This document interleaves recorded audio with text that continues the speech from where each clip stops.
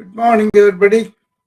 This is Dr. Rao Kulusu coming to you live uh, on Wisdom and LinkedIn, Facebook, Twitter, and YouTube. I'm here to continue our conversation that we were on what is in your cup. The cup standing for three things, three powers that we have.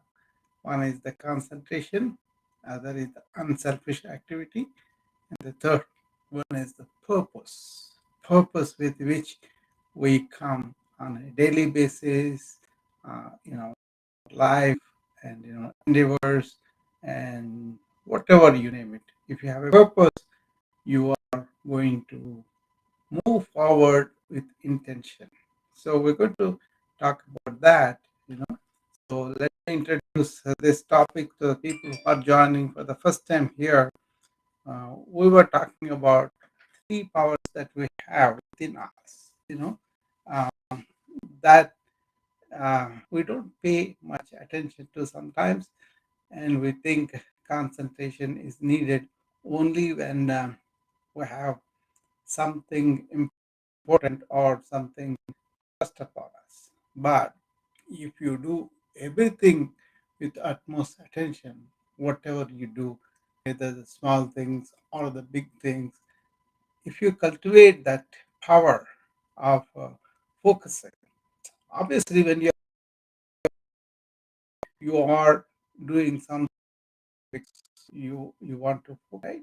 When you focus on that, that work gets done better. And also one key thing is when you are really in flow, you're having no other thoughts, just that what you're doing, you really have enjoyment of whatever you are doing. So just paying attention, whether we are attentive at the time or not, and cultivating that concentration, I think is very important. Vivekananda said, if I have to study again, if I have to be a student again, I would first learn how to be concentrating. And so learn about the concentration first and employ that in our lives. I think even if we are in the middle of a lot of troubles, even if we are having a lot of difficulties because of the lack of resources or whatever you do, if you are really paying attention, not by external compulsion or pressure, but by your own understanding of I'm going to do this job better and I'll have the sharpness. There was a story, a man is shaving his beard every day with the blade, and then his wife takes the blade and then uses to really make the pencil come out normally. So the blade loses its sharpness. And then when the man wants to shave, he cannot shave it properly because it doesn't cut the hair that well because it has blunted. Like that, if you don't have the focus, if you don't have the concentration, our instrument of intellect, memory, imagination, or whatever that is the mind, is kind of losing its power, right? That's one power. So concentration is the first power we talked about a couple of days ago. And yesterday we talked about what is unselfish activity? Where does it play a role? What is the inherent uh, contributing something within in return? You don't have a monk for that. You don't have a sage for that. But just being human, being kind, bringing in that activity that doesn't have the taintness of selfishness. That is very important in philosophical angle or spiritual angle, is that it purifies your mind and makes it ready for the higher realm of knowledge. Okay, so that's what we talked about yesterday. Today we're going to take up on this particular power, which is the third power, which is purpose. Purpose suppose you get up in the morning and then you have the purpose of going down and doing yoga, for example, and if you do that, entire day will be with the energy, with focus, with a lot of enjoyment of doing whatever, because you are feeling fit and strong to do that. You can do any other exercise also, but with yoga what happens is not only you are stretching and breathing and getting energy into the body and also strong, but also your mind is focused, and that's why you kind of get to used to be in the present, and then you carry that through the day. So that's why maybe I'm partial towards the yoga, but that's what I advocate, what I do. That's what I'm sharing. Not that everybody has to do yoga, but there are good points about that, right? And then my purpose in the morning would be just to get into the present, and then through the day, how can I be useful? How can I be doing things, or how can I do stuff that I need to do because it is my responsibility, that kind of thing. But then you don't want people to be whipped, or you don't want people to be passionate and then expend a lot of stress hormones. But you can be dispassionate, but at the same time intense about the work because you have a purpose. Okay.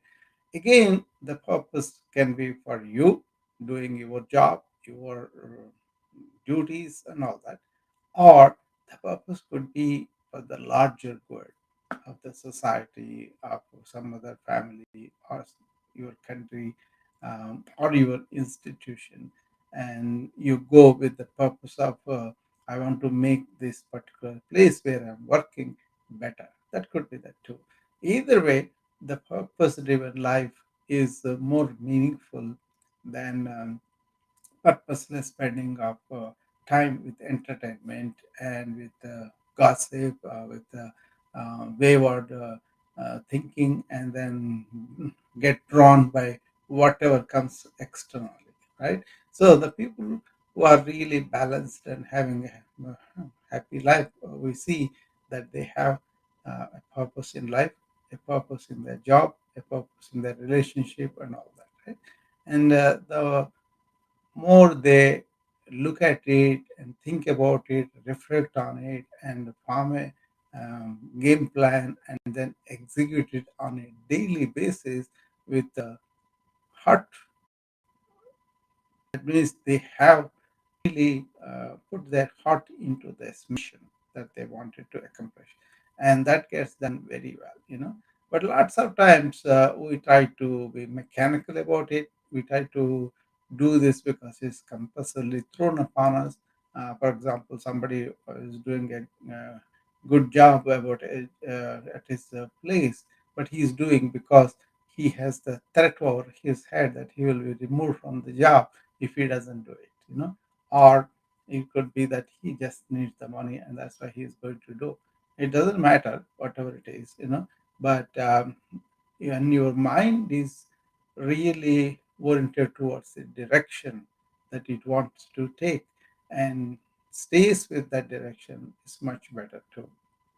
Now, the people who are in the worldly life, the people who are in not worldly life, but more like they wanted to find out the meaning of life, find out the purpose of life, find out what is there beyond my small little life, small little ego, or little thinking.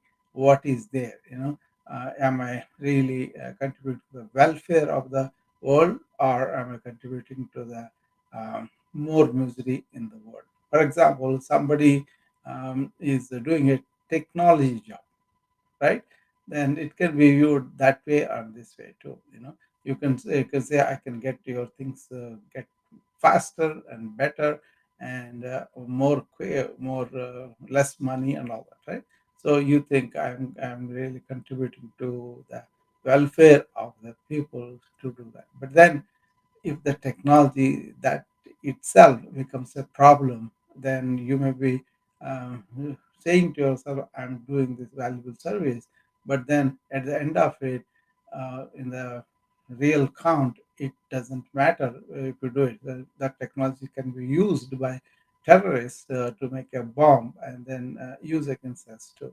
So uh, the problem is there.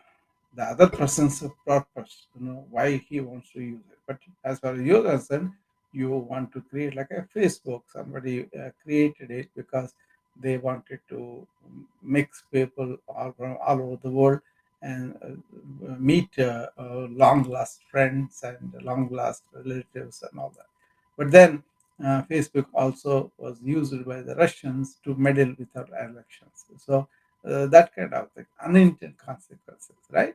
But the thing is, how can we really have a definition of the purpose and the direction towards that? And as you go along, how can you be concentrated and unselfish about what you are doing? So these three powers, once they realized and executed, they can be uh, not a boring life for sure. People will be um, enjoying themselves and really being quality productive person in the way that the life goes. And when you have a quality job and you are doing with unselfish activity and then really focused on it, it will result in good results. And then you will be feeling more confident about yourself, and also you feel really happy because your contributions either appreciated by somebody or you yourself feel good about it. So in India, I learned what's called duty, duty for the sake of duty.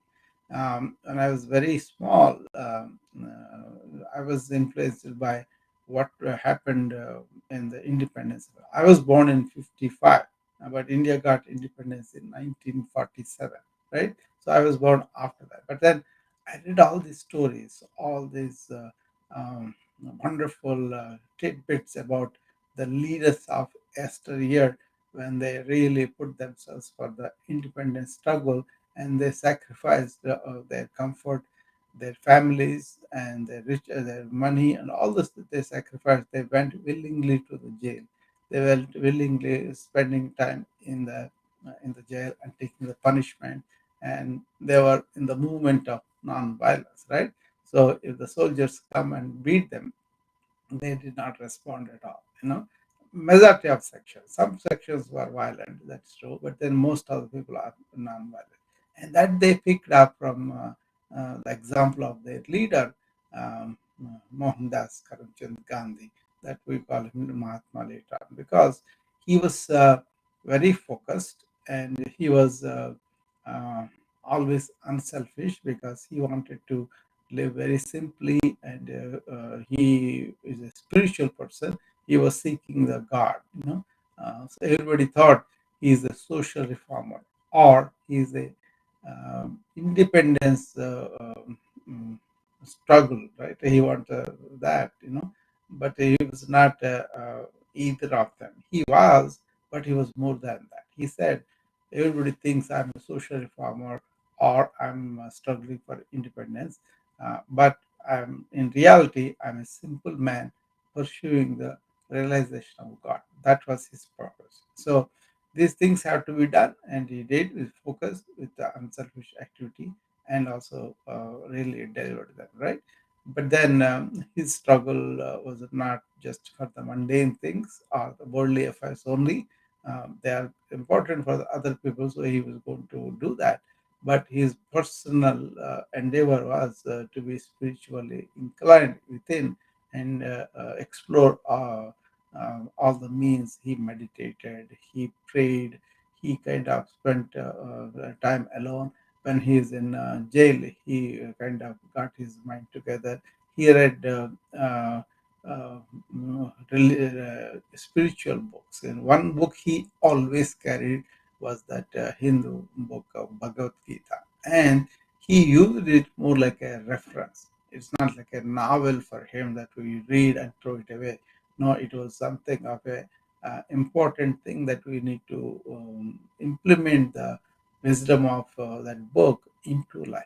Okay, so he was not familiar with this book in the beginning, but somebody who is in France or somebody brought that, uh, mm, uh, to his attention. He said, "That's a great book. You should read it." So he was inspired by a foreigner who is in France, who is asking him, "Did he read it?" And then when he read it, he felt like, "Why was not this presented to me when I was very early?" So he went about writing a book, Bhagavad Gita for common man, and that was as he read it, as he compiled it, as he wrote a book commentary on it, his understanding really crystallized, and then he took the wisdom and he implemented. He was somebody who never wanted to separate anybody, even Britishers also. He said, "All humanity is my brother." So that's the spiritual evolution. So his purpose was to have the spiritual enlightenment to find out who he is and what is he here for, what we should be doing, and all that. In that process, he also accumulated, right? That was really pursue the path. So it depends upon what you are, where you are at, what kind of analysis you have put in. Have you sat down with your own self and then say, what is my life about all up till now, and now what I want to be down the line? Can I really strive for it, or should I accept whatever comes my way? Some people will say everything is destined, so your purpose and everything is set for you, and the force will take you and make you do it.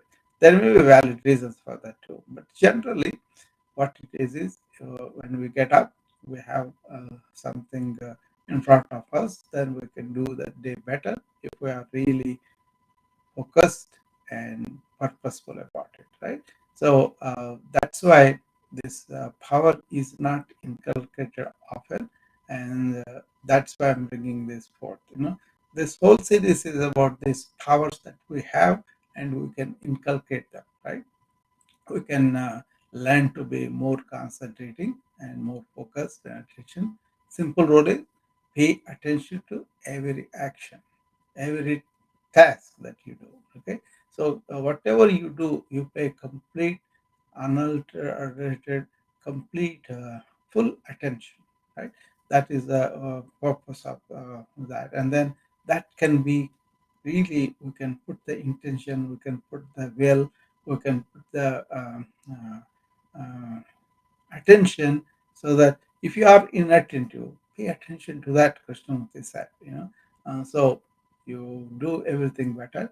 But if you are purposeful, or you want to, suppose you are taking something to somebody, and that direction is there, the goal is there, and you're going to take it and give it to them, that is purposeful.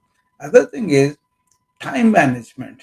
When you are really um, having something you want to do, and you really put your mind into that, and you want to realize that end goal, you march towards it, but then things may go wrong, and then you have to have this capacity to deal with what comes at you. So that is where being in the present and all that helps. And also, if something goes wrong, like you can adjust it. For example, people make vacation plans for a long time, right? And then 1 year they make it, and then they're going to go to Hawaii, and finally they land up there, and they have this nice cottage on the beach, and then they're going to settle down there, and they have been anticipating this good time there, right? But the moment they land, they find some rats in the hut, you know, and they have to get upset, and then losing their mood is not the solution. Get somebody to help to clear the rats, and then go about it. But or you are on the beach, you want to enjoy the sun, and then it rains without you expecting anything. So things can go wrong, and then we have the tenacity to deal with them if you see what is trivial, what is important, and all that. But then the question is, can you forge ahead when you have those distractions by putting the distractions to the side and then forge ahead? That also gives you the purpose, the strength from the purpose. Like Gandhi was jailed so many times, and he has suffered so many indignities from the Britisher, but then he never gave up. He said, whether I get the goal or not, my purpose is to deliver this service to my country, to my fellow human beings. I'm going to do it. He could have been easily said, I'm going to take it easy. I'm going to retire into this monkhood, and I'm going to talk to people, and then that's it. I'm not going to participate. But then that's not he said. He said, we got to fight, but then don't fight with arms. Fight with non-violence, non-cooperation, and standing for what we really believe is the right thing. Okay, and then don't hate each other. Don't be angry with others because they are also our brothers. But then what they are doing, rise against that kind of that vision and purpose that was there inculcated into that struggle, and then they got the independence, right? So all this shows us that don't look for the small gains, look for the gains that can happen down the line. There is a thing I learned from the Sanskrit. There are two terms. One is shreyas and prayas. What it is if you are doing something and the long term gain is there, if you can sacrifice some things here now, right? So if you are involved in um, instant gratification, which is going on now, is the that is called prayers versus shreyas. If I sacrifice this instant gratification, down the line, that is long term benefit is there. You know, so when you are purposeful about the long term benefit of that, then you can easily overcome the instant gratification and all that. For example, we saw how the social media sends so many notifications, and we respond to the notifications, and then what we do, we kind of immediately go for the whatever that is notification is that is important for us. It could be sports, it could be some news about politician or a star and all that. If you allow all those notifications come at you, obviously your attention will be disturbed. And we saw when we were talking about their concentration, I said, if you are distracted by a notification one time, and to get back to the attention way that you were before the distraction, it takes 20 minutes. That means you are paying attention, you are doing something, suddenly this notification comes and disturbs you, and the distraction that took away your mind, to get back to the previous state of attention, it takes 20 minutes. So that's a very serious thing. So think about the multitasking, whether it is good or not. I don't believe that multitasking is good. I want to be with the one thing at a time, and that works well for me. Actually, I get more stuff accomplished than the people who are running around with the multitasking. So I don't buy that. That way you have to be productive by multitasking. But if you have an attention span that you can focus on each task that you are doing, but that's not the case. They were doing one and immediately they leave it and go to the next one. That's the problem, right?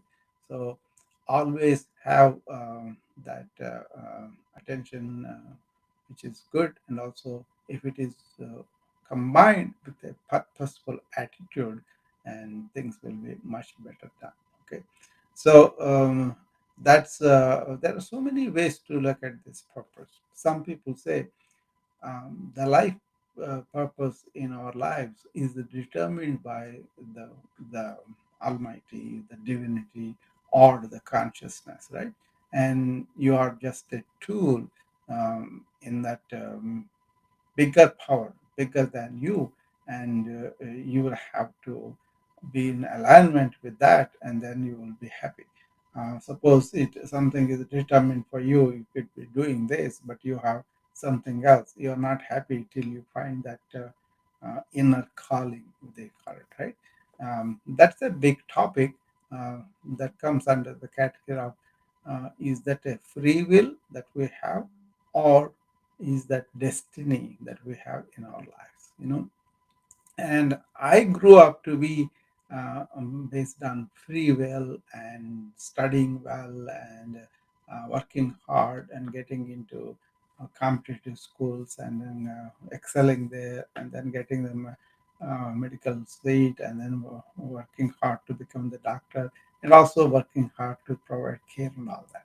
But then when I looked at the yoga system, it taught me differently. What it said to me was, you make your instrument ready, so that whatever thrown at you from the life, from circumstances, from society, parents, whatever it is, whatever is thrown at you from the life, you can deal with better when your instrument is really resilient inside. That's what I teach for my doctor friends who are burning out and who feel that burden of information overload, too much work, and too little recognition, too little appreciation, and also sometimes it could be very emotional challenge, right?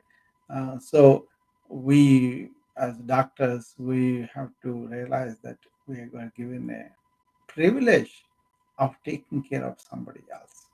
And when if you go with that attitude and the work doesn't become a burden, or it doesn't engulf you, but for this you got to work on yourself. Do you really feel like that, or are you just saying that? So you got to evaluate yourself and then see the validity of it and come there. Then whichever direction epidemic going, how many patients come, our attitude will be the same, right? It's our job, it is our duty. We elected to do it. So there's more than just money and name and all that. It's human beings being given care. So essentially, you are dealing with their lives. And so much responsibility and the privilege is given that you approach with attitude like, I'm blessed because I was given this opportunity. I was chosen to do that. Okay, that way you will be inclined with whatever the divinity has divided for you, but at the same time, you are employing the will to do the small things. It may have a bigger direction by the Almighty, but then what you do on a daily basis and everything, you can be purposeful, intentional, and focused and unselfish about it. Okay, it may be altruistic thinking I'm talking about. It may be impractical for some people. But most of the time, if you look at that category, what it is they want to enjoy life and have good time here and and that's it. They don't want to deal with the bigger questions of who are we, how did we come here, what is in this life, what is beyond this death, what is death, all these fundamental questions that humanity have wanted to answer, they will come to us at some time or other, right? And then these people who are just impulsive, sense pleasures, and always wanting to enjoy one thing after. I have a friend who eats at several restaurants and makes a blog about it. And he is always continuously looking for that new dish that he can go and taste and all that. Uh, I think that's very primitive, because you cannot enjoy all the taste all the time because your health will be challenged. And then at the time, you'll have to give up those things that you thought are great and you have a good experience. And then I've seen a lot of patients who suffered because somebody interested in flour, right? They were eating white flour every day, something, bread or whatever. And then they are so used to that when the diabetes came and his diabetes is very bad. That's one thing he could not give up, and I had to convince him and then get him away from that. But then there is, if you take too many things like that they were enjoying, they will be miserable. So you have to balance that too. So these people who enjoy, in yoga terms, that's called bhogi. That means enjoying things, getting pleasure and living like that. But eventually, life will come and knock us and want us to find out deeper things. That is the wisdom. If you gain the benefit of it is, you will be over the suffering. That's why you want to turn inward and reflect on these deeper issues.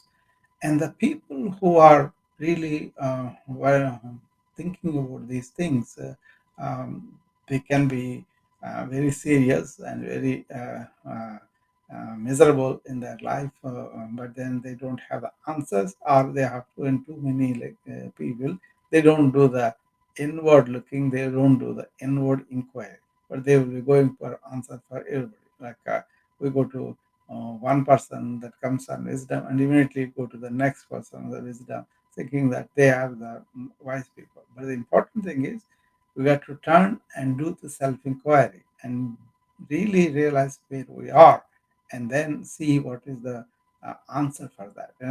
All answers are within you. You just have to turn inward and find them, not according to your conditioning, but according to what is truth and what is presented in life.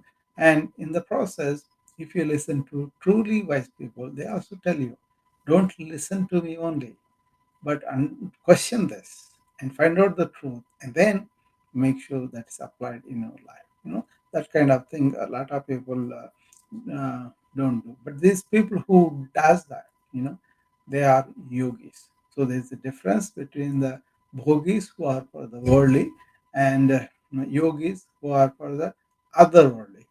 The trick is to combining these two in moderation. You know, I think Vivekananda, he was so happy meditating. He has this wonderful joy, right? Sitting.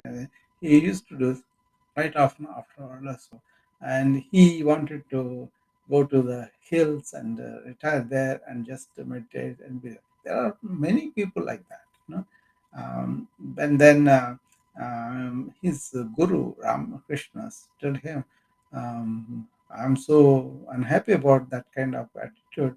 I thought you will be a big tree under which people can come and take shelter. That means you are a big tree of knowledge, and you will spread that knowledge to other people so that other people can learn." That's why he came to the West, and he started Vedanta societies, and then his lectures, his thing are all influencing people even now.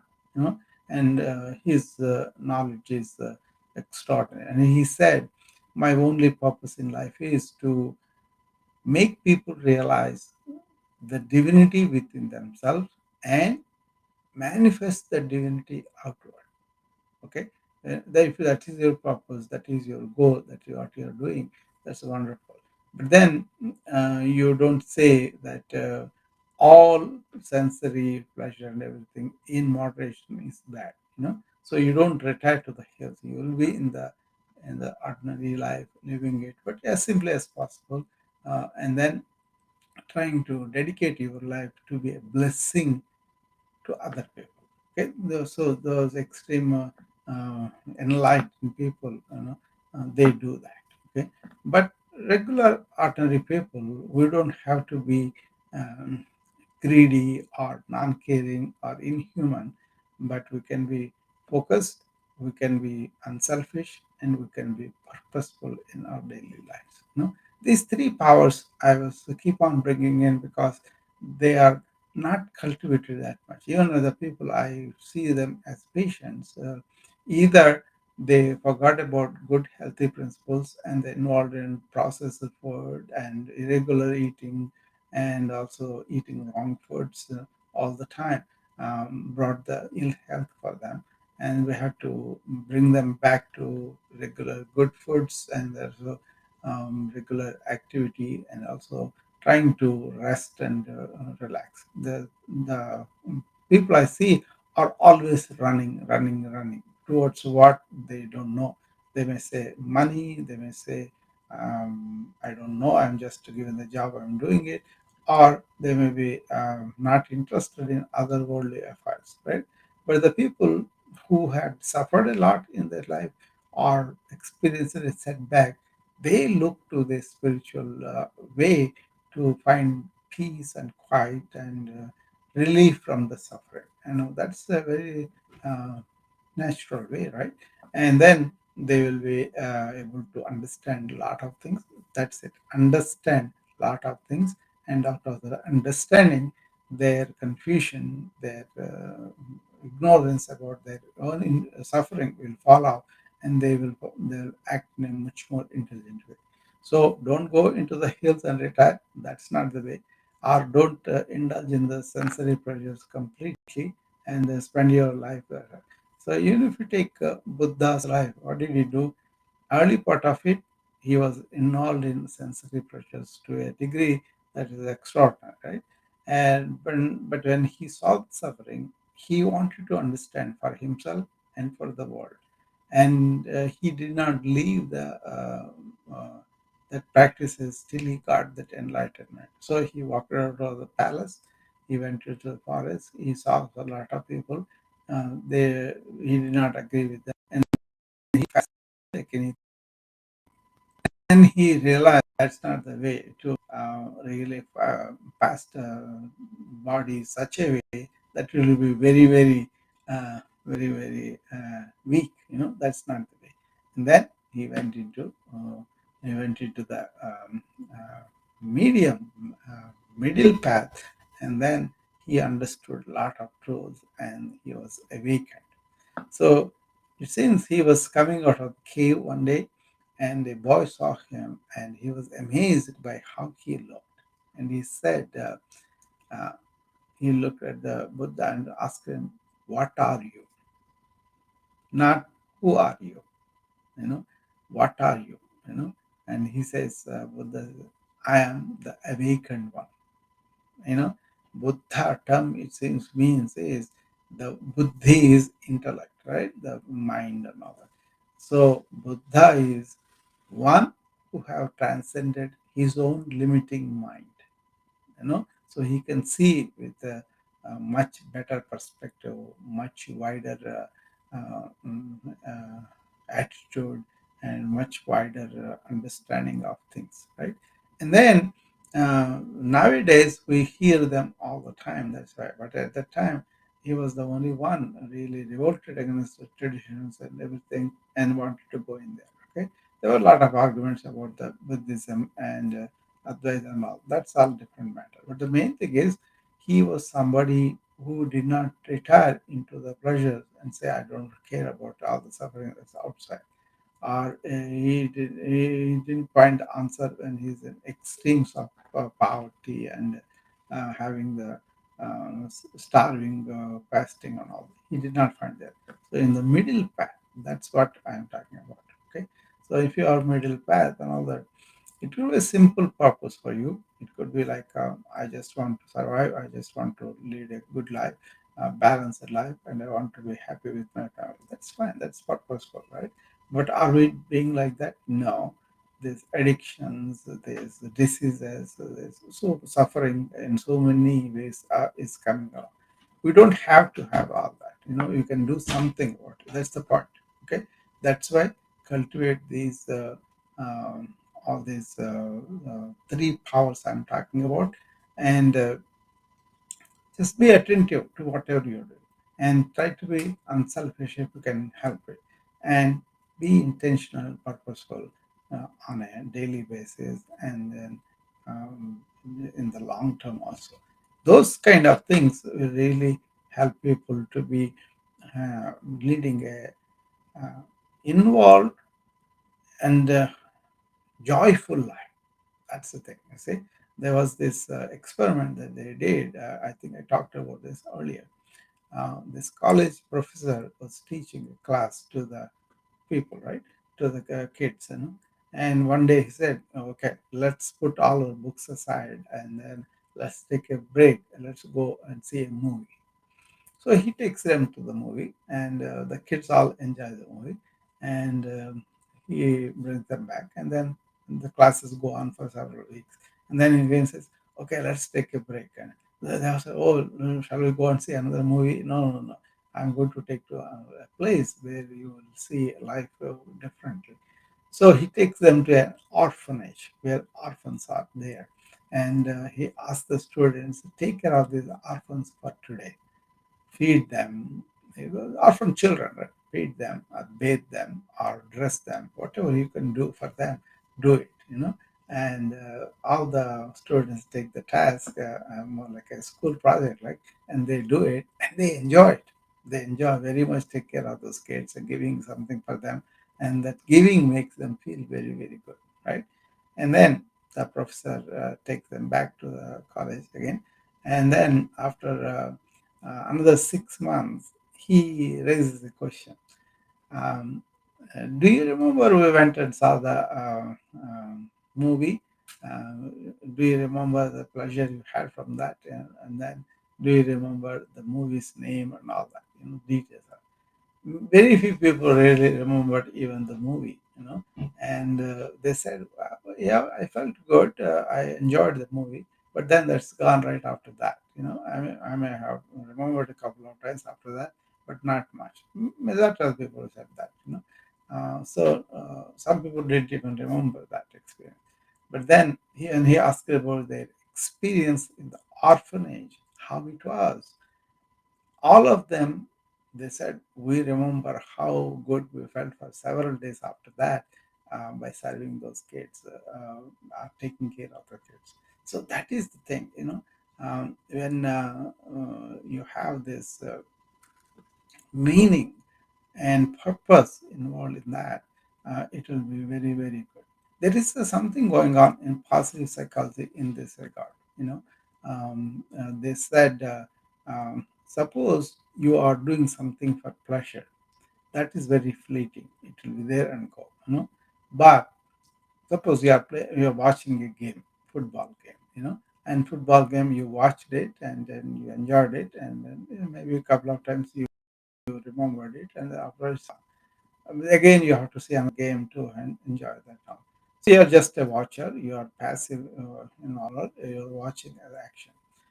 Suppose you go to the park and take a ball and play with your friends, and you are actually engaged in the game, and you obviously you enjoy it much more than just watching the game from outside, right? That is the engagement. And then if you are really playing that game for a charity, and that becomes more meaningful because it has a purpose behind it, it has some meaning behind it that you identified with, and that gives you much more uh, happiness and also joy that you are doing something, right? Uh, but most of may not find that kind of unselfish purpose, right? But who finds them in their work, they will be very happy, I think. That positive psychology is really being used, called karma. What it is K is for the pleasure, E for the engagement, and R for the relationship that you develop, and M is the meaningfulness, and finally the A is attaining this enlightenment. That is the most joyful thing, I believe. Parma, that's the mnemonic for that. And what positive psychology is doing very positive, in my understanding, is it used to be we used to treat these psychologically ill patients, their illness. So we kind of branded schizophrenia, dementia, or whatever the personality disorder, all those branded. So we always wanted to treat the abnormality of the people without giving the time for them to recover, without giving the room that they need to recover. We brand them and made more problems for them. And also this therapy that went on for months and years sometimes. And I remember in the 90s, there was a complaint from the corporations that too many people are going to therapy and using too much money from the company, and they are not any better. You know, both the patient felt, company management felt like that. So they kind of revamped the whole therapy sessions, and then this psychiatry units are named like a behavioral med. Even in our hospital, that unit is called behavioral med. That means they're going to address your behavior and also address them with medications. Behavioral med, right? Therapy took a back seat and all that. I think therapy is, I don't really think that analysis is very good. Analysis is paralysis. You're saying the same thing and you got to go beyond it. Now, positive psychology, what it does is it kind of helps you to raise the positive things that you have within yourself and enhance them and also reinforce them or create them for you. Suppose this is very big in yoga too. Suppose you have a positive thought and you are optimistic and you sleep on that in the night, that positive reinforcement will happen. What says if you are worried and you have given up and then you're really worried about what is going to happen to me, and then you are desperate because of it, and your chemistry will change in the body and also your mind, and that's not good for you. So reinforcement of what is positive within us is very, very important. And we should do more. Like, for example, we see somebody suffering mood disturbances. A lot of people will be happy or worried, or the people will punish them in so many ways, neglect them or ignore them or make jokes on them, make fun of them, or hurt them by isolating, you're like this, you're like this, like kind of. So people suffer in their confidence, in their perception of them, and also their outlook also suffers, right? So instead of that, we kind of allow the human factor and allow people to get the support not only from us but also within themselves. I think that is where positive psychology is good. But this positive psychology was there in ancient systems for a long time because they never considered your mind is everything of you. They said mind is one of the tools that you have. You are actually that conscious energy behind the mind and body. So that's approach, right? Then they could really examine the mind, they can really understand the mind, they can become that and then improve. Basically, in one word, you are not you are that behind the thought and using the thought. Okay, I'm using thought to form my sentences, to convey my impressions of what I think I have learned and my understanding, and I'm presenting it. That means I'm using my mind to communicate, right? But that's not me. My understandings, my conclusions are all there, and that work was there, and then it's coming out, right? So I can clearly see that I'm not the mind. I am beyond that mind energy. So there is a saying in my basement. I mentioned it to many people for also. It goes on like this: thoughts change, but not you. You meaning here they are talking about the conscious being as the you, right? And then let go the passing thoughts and hold on to your real self. You know, if you hold on to thoughts, that creates a bondage. If you let them go, that is the release. Okay, you don't have to ask thoughts to cease. All you do is find out what is the root of this thought, where it is coming from. Then you will find it is coming from your being too. Then go and stay there. Then, once you stayed in that essential you, this uh, running the thoughts all the time, that will cease, and then you have the relief. So that's a saying from Ramana Maharshi. I put it in my basement in my yoga studio, and I read it almost so many times and understood. This something When we are not the original thinkers, from people like who is any culture. You can take Eckhart Tolle here. He is one example. He is current example. If you take Sufi masters, they are examples. If you take the Chinese Buddhist scholars, you can take them. Or Christian contemplates, there are so many people. Or you go to the India, which is what I'm understanding. So what it is it's not exclusively for them. The same understanding, everybody has it, you know. So we kind of unnecessarily fight over who is bigger, who is. That's also our limited thinking making those assumptions. Otherwise, beyond that, you can see that human knowledge available in all cultures. Once you adapted it, then your personal life will improve, and also life on earth will improve for everybody too.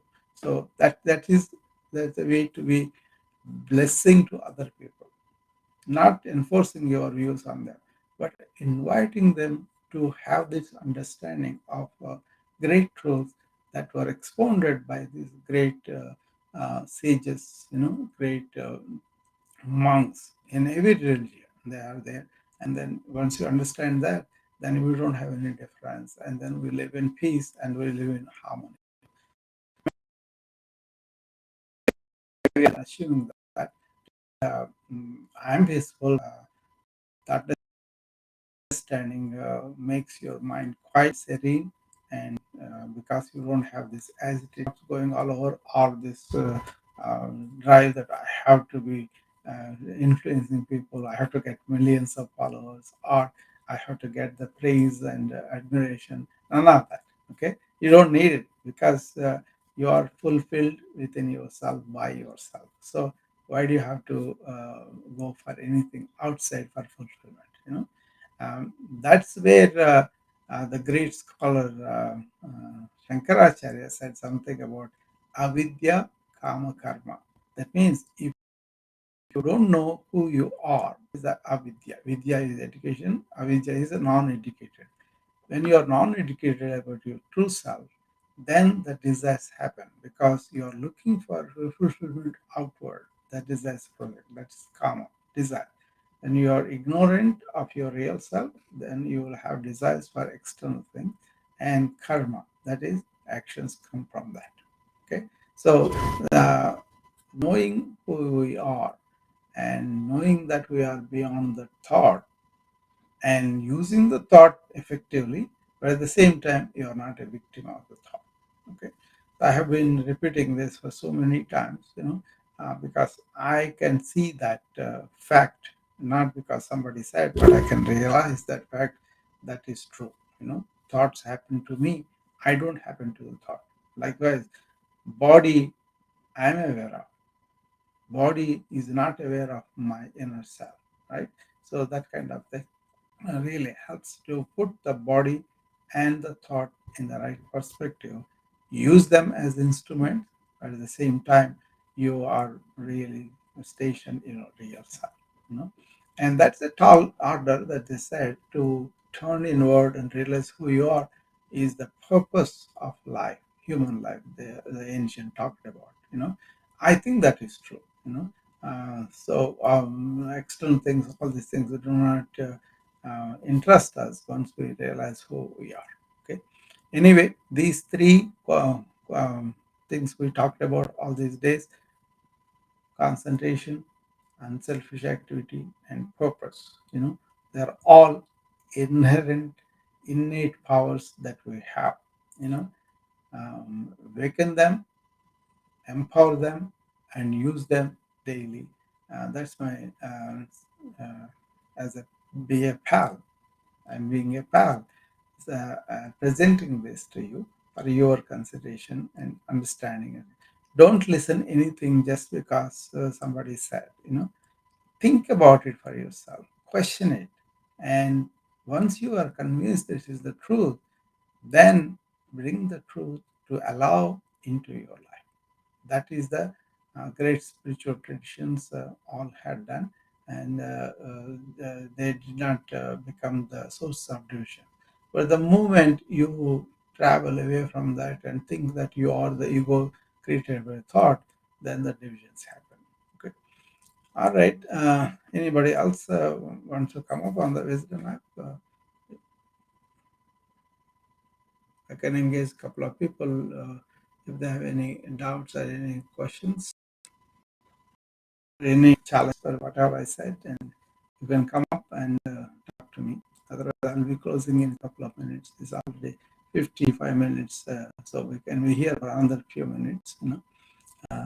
I hope this cup thing is something we came across, and then any time you are taking a cup of coffee, a cup of tea, remember this, and you will be able to see whether you are putting them in that day or not. So everybody in the morning, when they drink a cup of coffee, right? At that time, you can remember these three innate powers we have. And if you are doing them all, well and good. If you are not, then you give a consideration about that. Am I doing them in this day and age at this time? Okay. Uh, so that's all for today. And if everybody is satisfied and then they don't want to come up and ask anything, I will end the talk at this time. And I'll be seeing you again tonight at 7 p.m. We will take a deeper look at the purpose again. And thank you very much. And namaste.